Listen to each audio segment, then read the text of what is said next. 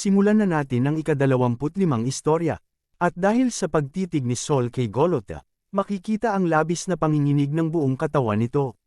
Kung saan napaisip siya na kahit pa mayroon na siyang hindi mabilang na napatay na tao, mapa knightsman o nobles o kahit pa mga royalty, siya pa rin ay nakakaramdam ngayon ng malakas na takot. At makikita natin si Helene na pilit na tinatawag si Saul at patuloy na nagpupumiglas sa sahig habang nakagapos. At dahil sa nasisilayan ni Golgotha sa kanyang harapan labis na nanlaki ang mata nito. Ito ay dahil sa kanyang harapan ay si Saul, kung saan makikita natin na siya ay nagpapakawala ng napakalakas na aura blade sa kanyang kamay. At dahil sa mga nasisilayan ni Golgotha, napatanong siya sa kanyang sarili kung bakit siya natatakot sa basurang ito. Kung saan tiningnan nito ng maigi si Saul, at nang masiyasat niya ito ng mabuti, mas lalo itong natakot kung saan napaisip siya na ang babaeng nasa kanyang harapan ay malinaw na hindi isang tao, dahil sa nakikita nitong kristal na nakaukit sa kanyang noo at ang mga pakpak nito sa kanyang likuran. At ang kanyang abilidad para gumawa ng aura blade gamit lamang ng kanyang kamay. Kaya naisip nito na mayroon lamang isang nilalang sa mundo na kaya itong gawin, at ito ay ang mga dragon. At makikita natin na sinubukan ni Golgotha na sumigaw, nang bigla na lang may dumaan ding oras sa ulo nito ng napakabilis. Kung saan makikita natin, si Saul na bigla na lang nakapunta sa kanyang likuran, at makikita natin na nakaangat ang kamay nitong may aura blade kung saan bigla na lang nahiwa ang ulo ni Golgotha sa isang iglap. At pumunta naman tayo sa daanan sa lungsod ng Leos, kung saan makikita natin si Isla na nakaupo sa harap habang minamaneho ang karwahe. At sa loob ng karwahe, makikita natin ang isang lalaki na nagpapagaling gamit ang shield ng mga Pendragon na nasa kanyang tagiliran. At sa loob ng karwaheng ito, ay naruroon ang grupo ng Pendragon. Kung saan makikita natin na hawak-hawak ni Ingrid ang shield, at ginagamit niya ito para pagalingin ang kanyang kuya na si Ian. At habang pinapagaling nito si Ian, natanong ni Ingrid kung siya ba ay maayos lang. At kaagad din naman itong sinagot ni Ian na siya ngayon ay mas lalong gumaling dahil sa mahika na ipinapalabas ng shield. At bigla na lang itong napatingin sa kanyang harapan, kung saan makikita si Eren at si Irene na natutulog sa kanyang balikat. At dahil dito, naagaw ang atensyon ni Eren, at agad na napatanong si Ian kay Eren kung ano ang klaseng katawan ang mayroon nito. At habang kasama niya na nakatitig si Ingrid at Luna, dagdag na nasambit ni Ian kay Eren. Na kahit pa siya ay nadurog gamit ng shield ni Teleo ay nagawa pa rin itong bumangon, at pagkatapos ng iyon ay pinagpatuloy pa rin ito ang kanyang pakikipaglaban. Kaya natanong ni Ian kung papaano ito nangyari. At dahil sa natanong ni Ian, si Eren ay napatingin sa ibang direksyon at nasambit na lang nito na ito ay dahil sa kapangyarihan ng puting dragon. At dahil sa sinagot ni Eren, napaisip si Ian at napabuntong hininga at nasambit nito na ang puting dragon nga ay tunay na naiiba. At si Luna naman ay napatanong sa kanyang isipan kung yun nga ba ay totoo. At makikita natin ang karwahe na patuloy na tumatakbo pabalik sa villa ng mga Pendragon. At pumunta tayo pabalik sa villa ng mga Pendragon sa kasalukuyan, kung saan makikita natin ang mga kalabang griffins na napaatras pabalik dahil sa kanilang pagkatalo. At makikita naman natin si Killian na mayroong labis na tuwa sa kanyang mukha. Kung saan itinuturo nito ang kanyang espada sa kanyang harapan at nasambit nito ng pasigaw na tingnan ng mga tao sa paligid ang kanyang tinuturo. At ang tinuturo nito sa kanyang harapan ay ang mga bangkay ng piratang orc kung saan makikita natin na ito'y tinitingnan ng mga griffin ng Pendragon. At dahil natalo nila at napatay ang mga piratang orcs, nasambit ni Killian ng pasigaw, tuluyan na nating napuksa ang hukbo ng mga ratuan orcs. At dagdag pa ni Killian kung saan itinaas niya ang kanyang kamay, ang hukbo ng Pendragon ngayon ay nagtagumpay, wika nito ng pasigaw. At makikita natin ang buong hukbo na nagsasaya dahil sa kanilang pagkapanalo, kung saan si Barrio at Reed ay napataas din ang kanilang mga kamay sa tuwa kasama ng mga orcs ng Anacona at sundalo ng Pendragon. At sa kabila, makikita din natin ang labis na tuwa sa mukha ni Kratos at ng katabi nitong Griffin. At pumunta naman tayo sa beranda ng villa, kung saan makikita natin si Saul na nakaupo habang nagmamasid sa tanawin ng dagat at napapalibutan ng kanyang mga griffin. Nang bigla na lang may lumapit sa likod nito at ito'y nagpasalamat kay Saul. At ang nasa likod nito ay si Helene, na nagpapalabas ng nahihiya at nalulungkot na mukha. At dahil sa sinabi ni Helene, nasambit ni Saul, ito ay dahil sinabihan ako ni Ray na protektahan ka. Wika nito habang hinahaplos niya ang kanyang alagang griffin. At para hindi kayo malito, Ray ang gusto ni Eren na itawag sa kanya ni Saul, dahil ito ang kanyang palayaw noong siya pa ay si Raven. At dahil ang kanyang contractor lang na si Eren ang nakakaintindi sa mga salita ni Saul, nasambit ni Helene na hindi niya naiintindihan ang mga sinasabi nito. Subalit wala itong obligasyon para protektahan ang pamilya ng Pendragon, dahil ang obligasyon niya ay nakatutok lamang sa tao na nakagawa ng kasunduan sa kanya.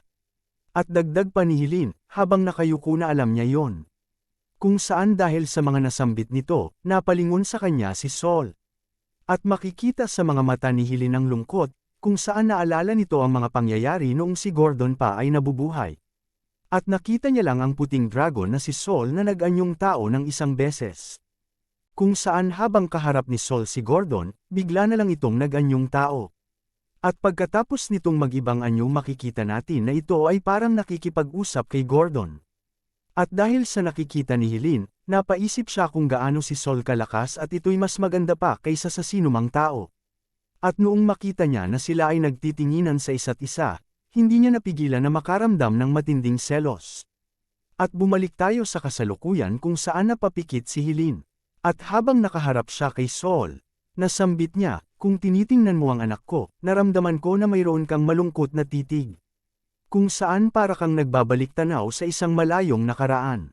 Kung saan dahil sa mga sinabi nito, ay napatingin sa kanya si Saul. At dagdag pa ni Helene na nagawa na niyang maunawaan ang ganitong pakiramdam ngayon. Kung saan agad itong yumuko at nagpakiusap ito sa kanya na patuloy niyang protektahan ang kanyang anak simula ngayon. At makikita natin si Helene habang nakayuko, ay para nitong pinipigilan ang kanyang sarili. Kung saan bigla na lang nitong nasambit, naiintindihan ko na mayroong posibilidad na ang anak ko na si Eren ay marahil ibang tao na ngayon. At habang nanginginig ang mga kamay nito na nakahawak sa kanyang palda, nasambit niya, kahit ganoon pa man, ako ay isang ina. At pasigaw nitong nasambit sa harap ni Saul, kahit pa ang anak ko ay ibang tao, o kahit na iba ang nasa loob niya, naiiyak nitong nasambit na mamahalin niya pa rin ito ng buong puso. At habang patuloy na umiiyak si Helene sa harap ni Saul, nasambit niya na sinusubukan niyang mahalin si Eren. At dahil sa mga nasambit ni Helene, nagpatuloy lang sa pagtingin sa kanya si Saul, at pagkatapos ng ilang sandali ay napayuko din ito. At nasambit ni Saul, na siya din ay hindi naiintindihan ang kanyang mga sinasabi. Subalit kahit pa na si Ray ay si Ravenval, o si Eren Pendragon. Nang bigla na lang napatingin si Saul sa buwan at itinaas nito ang kanyang kamay, kung saan makikita natin na sinusubukan niya itong abutin. At nasambit nito na nakikita niya si Alex kay Eren. Kaya habang patuloy na nakaangat ang kamay nito, dagdag pa ni Saul, dahil nakikita niya si Alex sa kanya. Sa lahat ng contractor na kanyang nadaanan, si Ray lang marahil ang pinakamamahal niya sa lahat. At para sa mga hindi nakakaalam, si Alex ay ang pinakaunang Pendragon na pinagsilbihan ng puting dragon na si Saul Drake. At bumalik tayo kung saan makikita natin si Helene at Saul, kasama ng kanyang griffin, na tahimik lang na nakatitig sa tanawin ng dagat. Nang bigla na lang bumukas ang pinto papunta sa beranda, kung saan makikita natin si Eren na tumatakbo habang napapasigaw papunta sa kanila kasama si Lindsay at Irene, kung saan ito ay ikinabigla ni Helene. At nang makalapit si Eren kay Helene, humihingal nitong natanong kung siya ba ay maayos lang. Dahil narinig niya na sila ay inatake ng mga kalaban. At habang pinupunasan ni Helene ang mga luha sa kanyang mata, nasambit nito na siya ay maayos lang dahil kay Saul. At natanong ni Helene kung siya ba ay maayos lang din. At agad itong sinagot ni Eren na parang walang may naganap na pangyayari sa mansyon ng gobernador. Siyempre, ako ay ayos lang, dahil walang may nangyari. Wika nito kung saan napatingin na lang sa kanya si Irene ng may nakakatawang mukha, at makikita natin sa likuran si Lindsay na pinapawisan. At dahil sa sinabi ni Eren, nasambit ni Helene kung ganoon ba. Kung saan iniabot nito ang kanyang kamay, at kaagad niyang niyakap si Eren ng napakahigpit. At nasambit nito habang muling naluluha, salamat sa pagbalik ng ligtas at buo, aking minamahal na anak, may pagmamahal na wika nito. At dahil sa ginawa ni Helene, makikita natin na nagulat si Eren, kung saan ito ay bigla na lang natigilan sa kanyang kinatatayuan. At pagkatapos ng ilang sandali, si Helene naman ay lumipat kay Irene, kung saan agad niya din itong niyakap. At dahil dito, napatanong sa kanya si Irene kung ano ang nangyari. At makikita naman natin si Eren na napapatingin sa kanyang kamay. At habang patuloy na nakataas ang kamay nito, napatingin ito sa itaas. Kung saan habang ito ay nakatitig sa kalangitan na mayroong maliwanag na buwan. Nasambit nito sa kanyang isipan ang salitang ina. Kung saan si Sol ay napatitig na lang sa kanya. At makalipas ng ilang sandali, makikita natin ang mga ito na nasa loob na ng villa, kung saan si Helene at Irene ay nagpapaalam na kay Eren dahil sila ay matutulog na. Nang bigla na lang lumapit si Lindsay papunta kay Eren, kung saan ito ay kanyang napansin. At dahil napagtanto ni Eren ang nais nito, agad niya itong niyakap at nasambit nito, "Matulog ka ng mabuti, mahal kong asawa." Kung saan mas lalong namula ang mukha ni Lindsay at sinagot niya din si Eren. "Ikaw din, aking lord," kung saan napatingin si Luna sa kanila. At dahil napansin ni Eren na andoon pa si Luna na nakatayo, sinabihan niya ito na siya ay magpahinga na din. Subalit bago pa man ito matapos ang kanyang sinasabi, bigla na lang napasigaw si Luna ng kanyang pangalan, kung saan agad na napalingon si Eren. At nasambit ni Luna na may mahalaga siya na kailangan na pag-usapan kay Eren ngayon. Kung saan makikita natin na nagulat si Eren sa mga sinabi nito. At si Luna naman ay makikita natin na parang nahihiya habang namumula ang kanyang mga pisngi. At pumunta naman tayo sa mga orc ng Anacona, kung saan ngayon ay may makikita tayong dalawang bangkay na nakahiga sa sahig. At ang dalawang ito ay namatay dahil sa labanan na naganap dahil sa pagsugod ng mga pirata. At makikita natin sa tabi ng mga bangkay sina Karta at Kratul na tahimik na nagmamasid sa kanila. At makikita natin si Karta na nakatalikod. Nang bigla na lang itong napalingon at inagaw ang pansin ng iba pang mga orc na nasa kanyang likuran sa pamamagitan ng pagsigaw. Kung saan masaya nitong natanong, "Hindi ba kayo naiinggit sa kanila?" Wika nito, at habang tinuturo nito ang kanyang kamay sa kanilang kasamahan na namatay, nasambit nito ng may masayang mukha, "Ang mamatay sa laban ay ang ating layunin, at ang dalawang ito ay alam yon." At dagdag pa nito, ito ang pinakadakilang karangalan na maaari nilang matanggap. Kung saan si Eren ay napatingin sa kanila at si Luna naman ay nagtaka sa kanilang ginagawa. At makikita natin ngayon ang mga orcs ng Anacona na masayang naghihiyawan sa tuwa. At nasambit ni Karta, sa halip na ihatid natin sila sa nakakatamad na paraan papunta sa dakilang Diyos ng lupa, bakit hindi natin sila ihatid ng may porma? Kung saan ito ay kaagad na sumigaw ng salitang orcs, at makikita natin si Kratul na agad ginamit ang kanyang mahika, kung saan biglang lumiwanag ang gamit nitong staff. At dahil sa mahikang ginamit nito, makikita natin ang pagtubo ng mga halaman sa mga namatay na orcs. At pagkatapos ng ilang sandali, ang mga halamang ito ay bumukadkad ng mga magagandang puting bulaklak. At pagkatapos pa ng ilang sandali ay makikita natin na patuloy lang sa pamumukadkad ang mga bulaklak hanggang sa napuno na ang paligid ng mga orcs. Kung saan makikita natin si Karta at Kratul na nagsasagawa ng seremonya para sa kanilang yumao sa pamamagitan ng pagsayaw. At makikita din natin ang ibang orcs na sumasabay sa kanila, kung saan paulit-ulit ng mga ito na sinasabi habang sumasayaw, na sila ay magkakapatid. At makikita natin na patuloy pa rin na nakatingin si Eren at Luna habang patuloy na sumasayaw ang mga orcs ng Anacona. At dahil sa nakikita ni Luna, nasambit niya na ito ay sobrang ganda. Subalit naluluha din itong nasabi na ito rin ay nakakalungkot. At habang patuloy nilang pinagmamasdan si Karta at Kratul, nasambit ni Eren na ang mga nakipaglaban kasama ng mga yumao lamang ang pinapayagan nila na makakita ng seremonyang ito. At ito ang pinakamataas na antas ng libing na maaari nilang makuha. At habang nakatingin ito sa naluluhang si Luna, dagdag pa ni Eren, sa orihinal na plano, hindi nila ipapakita ito sa ibang lahi. Kaya ang ibig sabihin nito ay itinuturing nila tayong bahagi ng kanilang pamilya. Kung saan naiiyak na nasambit ni Luna na kung ganoon ba. At si Eren naman ay patuloy lang na nakatingin sa mga orc ng Anacona. At pagkatapos ng ilang sandali, natanong ni Eren kay Luna, na sinabi niya na mayroon itong gustong pag-usapan, kaya sila ay lumipat sa mas tahimik na lugar. Kung saan ang mga ito ay lumabas sa villa. At makikita natin ngayon si Eren at Luna na nakaupo sa hagdan sa kanilang pasukan. At habang ang mga ito ay nakaupo, biglang natanong ni Luna, kung marahil sa oras na iyon, kung hindi ko dinala ang usapin ng hiwalayan. Naging asawa mo ba ako? Wika nito, At dahil sa nasambit nito, si Aaron ay walang may naisagot at siya ay natahimik lang. At dagdag pa ni Luna na yon ay kanyang pinagsisisihan pagkatapos niyang makita na si Aaron ay mas naging iba sa dati niyang sarili.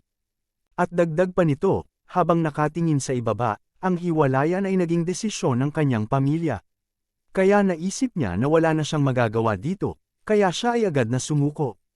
Kung saan makikita natin si Aaron na sumandal sa kanyang kamay habang patuloy lang na nakikinig kay Luna. At dagdag pa ni Luna, noong si Aaron ay naglakbay papunta sa Mausoleo, at sa buong biyahe dito, ay patuloy niya lang na pinagmamasdan si Aaron. At nasambit nito ang mga oras na siya ay pinrotektahan ni Aaron kay Teleo. At kung saan natanong nito kung siya ay maayos lang, kung saan sa kaganapang ito ay mas lalong lumakas ang nararamdaman niya kay Aaron. At naiiyak na nasambit ni Luna, ang damdaming ito ay malamang na hindi na magbabago, pero kahit ngayon, iniisip ko, nang bigla na lang siya na humarap kay Aaron, at sasabihin na niya na gusto niya si Aaron. Subalit bago pa man ito lumabas sa bibig ni Luna, ay bigla itong natigil dahil sa nasambit ni Aaron. Pasensya na, dahil wala akong nararamdamang ganoon kagaya mo. At dahil sa nasambit ni Aaron, makikita natin si Luna na nabigla at natigilan sa kanyang pwesto. At pagkatapos ng ilang segundo, habang nakayuko na sambit niya, ito ay aking naiintindihan, dahil masama ang trato ko sa iyo dati, at nang kaagad ka na nagtagumpay, ang nakakasuklam na kagaya kong babae ay biglang lumapit sa iyo, wika nito. At dagdag pa ni Luna habang namumula ang kanyang mukha, hindi ko ito naisip sa ganitong pananaw. Kung saan makikita natin ang dalawa na bigla na lang natahimik, at bigla na lang nasambit ni Aaron na si Luna ay mali, dahil hindi yun ang dahilan, kung saan nagulat si Luna at napaupo ng tuwid. At nasambit ni Aaron na hindi siya kailanman nagalit kay Luna o nag-isip na siya ay isang nakakasuklam na babae. At dagdag pa ni Aaron na makikita ang lungkot sa kanyang mga mata, na sa buhay niyang ito, wala talagang totoong damdamin. At napaisip si Aaron na siya ay tulad lang ng isang piraso sa chessboard, dahil siya ay kumikilos lamang sa iniuutos sa kanya, kaya walang lugar para sa kanya ang damdamin. At nasambit ni Aaron kay Luna, na sasabihin niya rin ang parehong bagay sa sino man na magtatapat sa kanya. Kung saan napatingin na lang sa kanya si Luna, at muling nanghingi ng patawad si Aaron. At bigla na lang itong tumayo sa kinauupuan niya at nasambit nito na magpahinga na si Luna sa ngayon. At makikita natin sa mukha ni Luna ang labis na sakit na kanyang nararamdaman kung saan ito ay naiiyak. At makikita natin si Ingrid na nakamasid sa kanila sa likod ng mga dahon sa paligid. Nang bigla na lang nasambit ni Aaron, ganun din ang gawin mo, Prinsesa Ingrid. Wika nito kung saan nagulat si Ingrid dahil hindi niya inaakala na siya ay mahuhuli ni Aaron. At makikita natin ang paglakad ni Aaron papalayo habang naruroon pa rin si Luna sa hagdan na nakaupo. At habang naglalakad si Aaron, naisip niya ang sandali na niyakap siya ni Helene.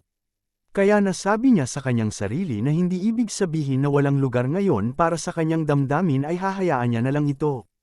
At siya ay napatingala sa kalangitan at naisip nito na ngayon ay siguradong kailangan niyang pumunta sa kanyang kinalakihang bayan, sa bayan ni Raven, sa Seesaw. Kung saan naalala nito ang kanyang nakaraan kung saan siya ay nakaluhod at nakatingala sa nasusunog nilang mansyon. At sa kasalukuyan makikita natin ngayon si Aaron na nakatingala sa maliwanag na buwan. At pumunta naman tayo pabalik sa lungsod ng Leos, sa Leos Chamber of Commerce. Kung saan may mga lalaking nag-uusap, at natanong ng lalaki sa iba kung narinig ba nila na ang mga Retuan Orcs ay gumawa ng gulo. Kung saan ang mga ito ay pumasok ng walang pahintulot sa sayawan na isinagawa ng gobernador, at ang mga pumuntang nobles ay napatay ng napaka-brutal, kung saan tanging mga piraso at bahagi ng kanilang mga katawan na lamang ang natira sa kanila. At dagdag pa nito, ang gobernador ay nagtamo din ng malaking pinsala. At dahil sa pagsambit nito sa gobernador, agad din itong pinigilan ng kanyang kasama dahil siya ay mapaparusahan dahil dito. At nasambit ng isang lalaki na ang kahanga-hangang bagay tungkol dito ay ang mga mabangis na Retuan Orcs ay napuksa ng mga Pendragon, na bigla na lang inimbitahan sa sayawan. At dagdag pa nito, ang mga knights ng Pendragon ay binaliktad ang sitwasyon sa kanila at sila ay pinuksa. At dahil dito, napatanong ang isang lalaki kung siya ba ay seryoso. At makikita natin si Vincent na nakaupo sa kanyang lamesa, kung saan mayroong maraming gintong barya ang nasa harap nito at mayroon din ditong timbangan. At habang nakaupo si Vincent, makikita ang labis na pagtutok nito, kung saan tinititigan nito ang timbangan na mayroong gintong barya. At kumuha siya ng gintong barya sa lamesa. At naisip nito ang mga Ratuan orcs na napatay lamang ng isang orc ng Anacona. At dahil dito, naglagay ito ng mga ginto sa timbangan. At naisip din nito ang lalaking nakipaglaban sa kanya na knight ng Valvas na si Isla, kung saan kumuha ito ng mga gintong barya at muling nilagay sa timbangan. At makikita natin ngayon na may hawak itong maraming gintong barya at naisip nito si Eren, kung saan ito ay bigla na lang umiwas sa kanyang tingin. At ang Dark King na si Taleo Arangis, ang halimaw na sinasabing walang katulad sa timog. Kung saan pinadama nito kay Vincent na hindi ito mananalo sa kanya. Pero kahit ganoon pa ay natalo pa rin ito ni Eren. Kung saan makikita na nanlalaki ang mata ni Vincent habang hawak-hawak nito ang mga gintong barya dahil hindi ito makapaniwala. Kung saan agad din itong nilagay ang mga barya sa timbangan. Nang bigla na lang may tumawag sa kanya, Presidente Ron, pasigaw na wika nito. Kung saan agad din na napalingon sa kanya si Vincent. At natanong ni Vincent kung bakit ito nag-iingay. At pasigaw nitong sinagot si Vincent na mayroong isang kahangahangang oportunidad sa negosyo ang biglang dumating. At pasigaw nitong nasambit na ang pinag-uusapan sa buong bayan na si Eren Pendragon ngayon ay naririto. Kung saan ito ay labis na ikinabigla ni Vincent, kung saan nanlaki ang mga mata nito at napanganga dahil sa biglang pagsulpot ni Eren sa kanila.